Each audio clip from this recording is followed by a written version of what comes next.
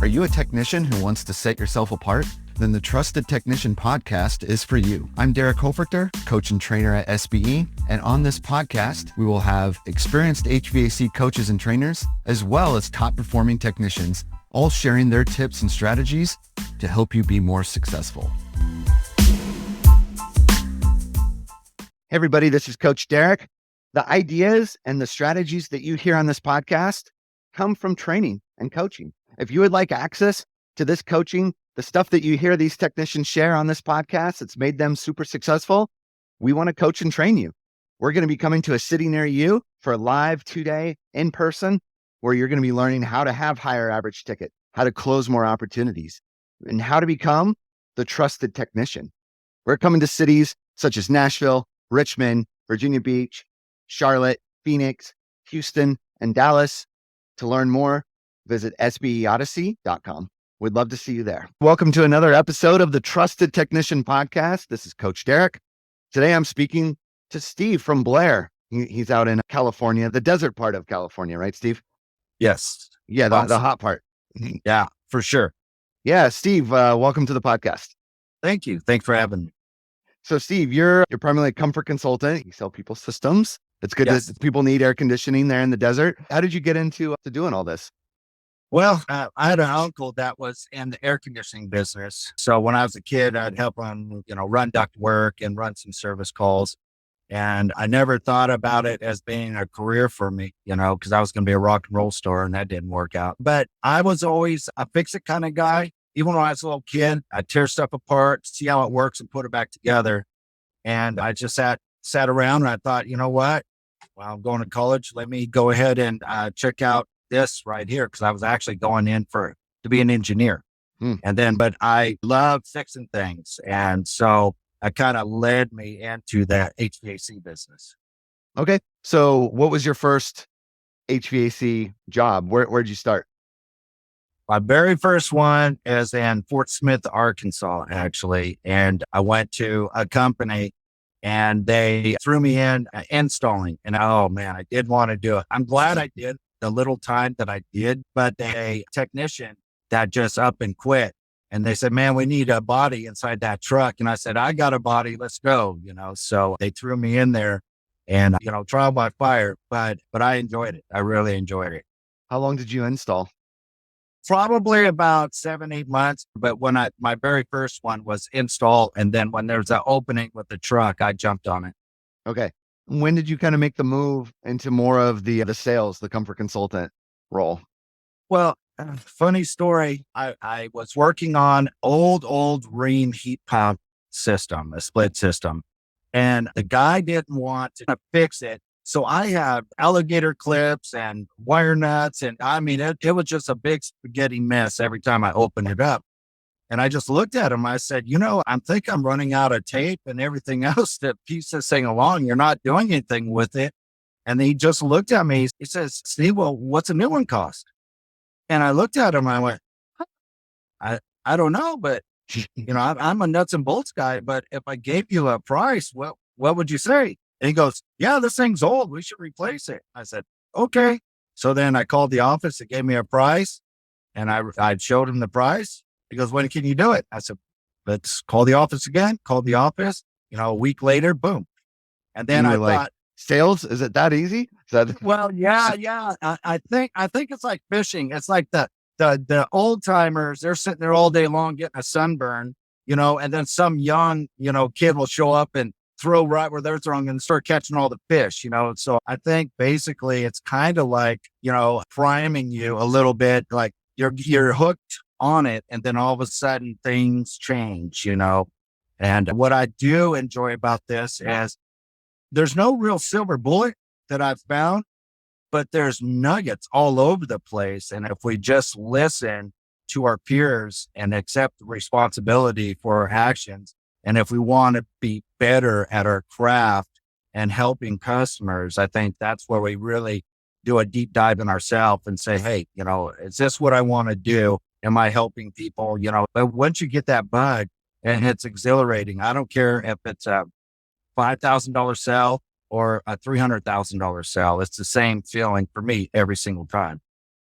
Yeah. And obviously right? A joke about it being that easy. And Yeah. so obviously you do well with it, but what do you think is the hardest part of selling people HVAC equipment? Like, why is it that many struggle and never really find success? Because everyone needs it. It's a product that everyone needs. So what's so hard about it? Well, I tell you, I think a lot of people, I think rejection might be a number one for a lot of folks. They're afraid of being rejected, like, no, I don't want that or whatnot.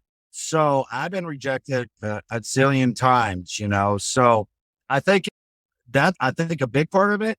And then secondly, I feel that people really, they're not personable. You know what I mean? They're like too cold, too dry, and it's hard to warm up to those types of people as well. I mean, there's a difference between going overboard one way or the other.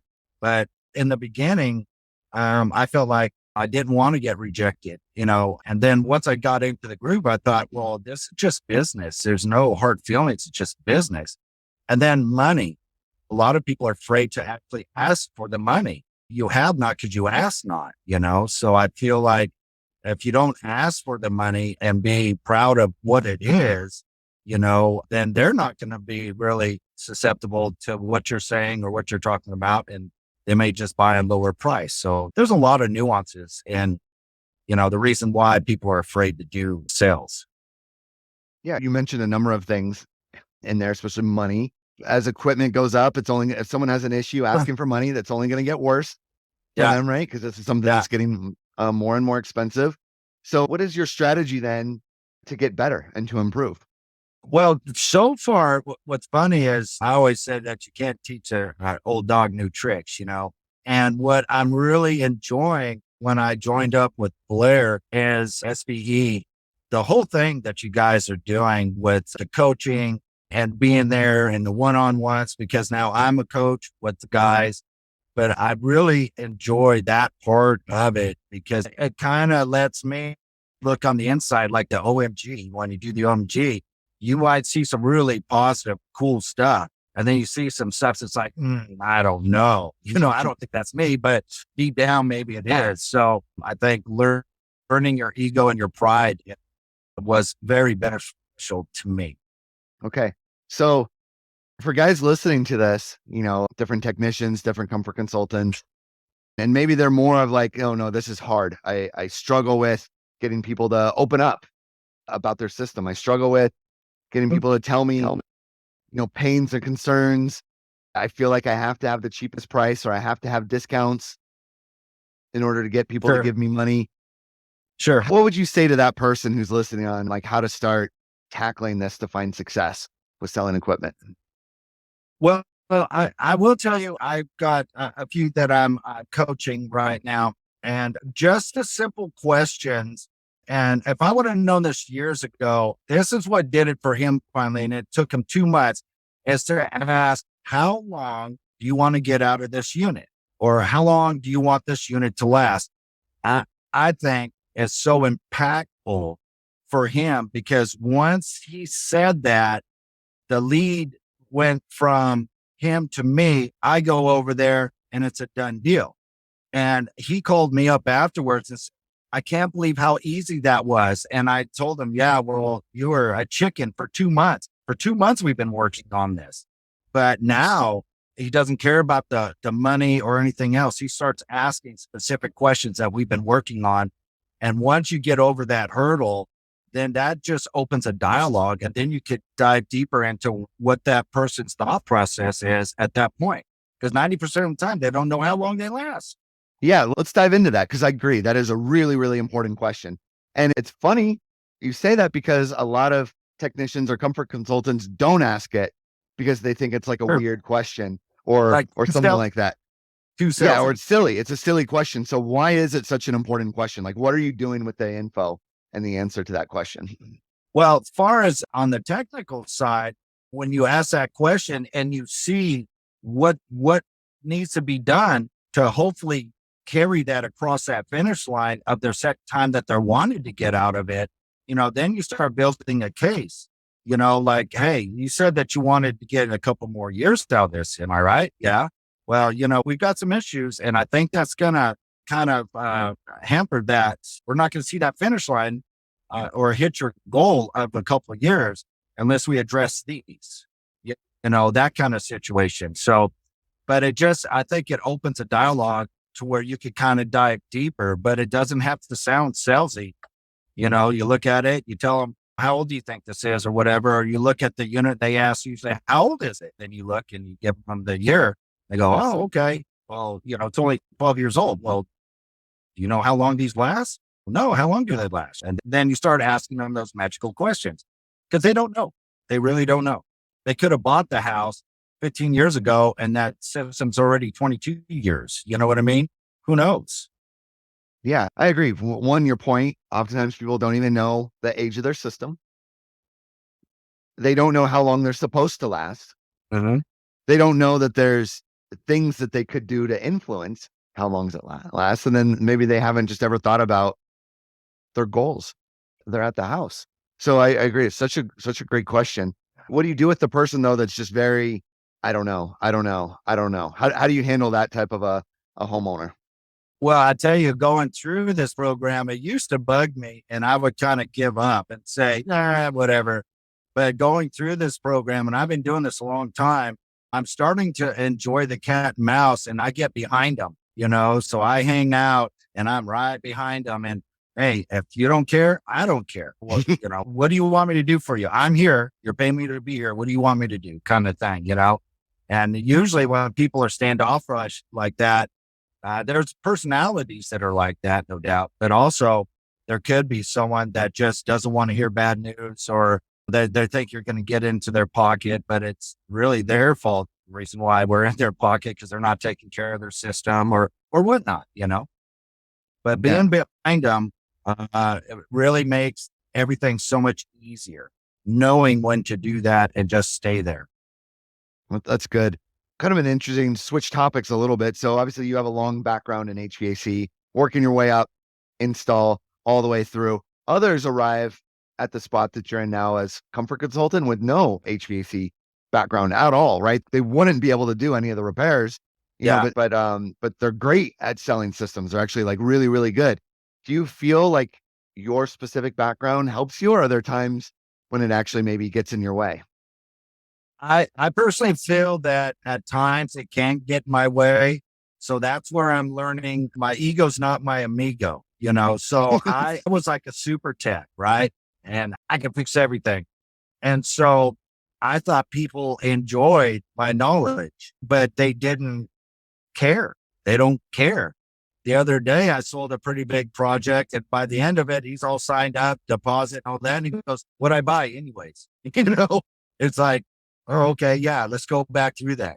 And I did that specifically because I didn't want to go into the C or the E or the HSP, how things work. I just wanted to kind of roll that through and see. And he bought one of the best systems and he didn't even know what he got. So I think that sometimes the techie part, too techie, no checky, really plays a big part. I might make the title of this episode, your ego's not your amigo. Like, That's awesome. Yeah, I like that a lot. So Steve, kind of one final area to talk about, because now like you said, you're kind of in a dual role, right? Where you also coach and help out guys. There's a massive shortage in this industry of people moving into being techs, to being salespeople, right? There's a gap. If there's someone listening to this that they're not currently in the trades and maybe they've got an interest, I think we kind of need to help bring more people into this field. So what would sort of be your encouragement as to why someone should sell systems? Why would that be a good career for someone to get into? Well, people do things for different reasons, but I think that when you get into HVAC, it's tough work, especially out here in the desert, hot. But I think that it depends on the person and what motivates them, what drives them, but being in this career, it's an honest day's work for a great pay. And then once you learn and once you know how to take care of your customers and you're doing things right, the sky's the limit in this industry. There's no limit. The only limit is what we put on ourselves. I agree. The HVAC industry as a whole needs to, I think, get better at recruiting, right? Showing like the positive benefits of your whole career was, and it's allowed you to have a good life, and everything. And I think a lot of people are missing out, or they give it a try. They don't find immediate success, and that Yeah. discourages them also, right? Well, I find that in this day and time, the younger generation, and I don't mean to talk bad about the younger generation, but it's more of an instant gratification.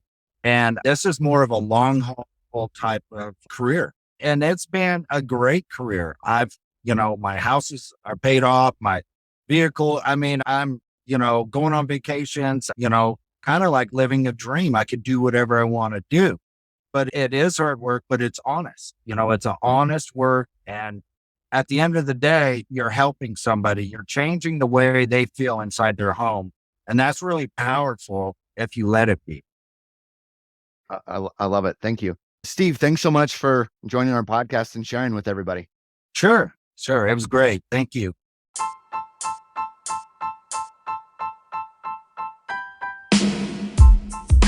Thank you for listening to the Trusted Technician Podcast. If you would like to learn more about SBE, you can find us online at sbeodyssey.com. If you enjoyed today's episode, we would appreciate it if you would leave us a review. Thank you for tuning in, and we'll see you next time.